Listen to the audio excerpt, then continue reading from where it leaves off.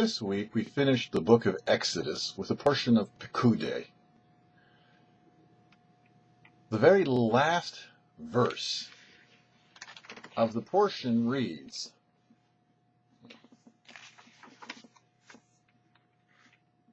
that the cloud of Hashem rested on the sanctuary, and it was a pillar of fire at nighttime, before the eyes of all Israel in all of their journeys. So Rashi, the classic biblical commentary, comments that the place where they rested when they would pitch tents and set up the sanctuary was also part of the journey. The Rebbe explains that the Jews were going to Israel, and so camping was a hindrance to their getting to Israel. If they were camping, that means they weren't getting closer to Israel. That's the understanding. So therefore Rashi comes and tells us that their camping was indeed part of their journey.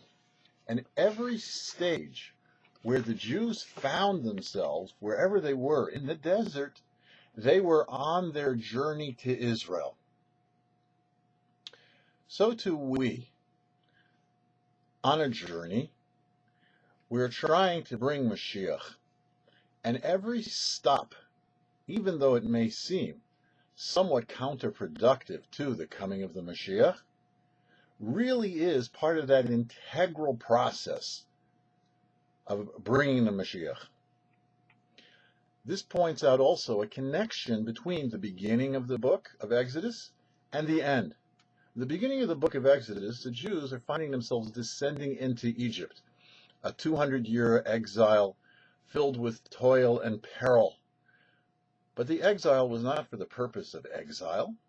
The exile was for the purpose of coming out and receiving the Torah and making this world a dwelling place for God, as is indicated in the very last verse which we talked about, that even the place where Jews were held back from traveling and at first glance not progressing, are indeed on their journey to fulfilling our godly mission here in the world.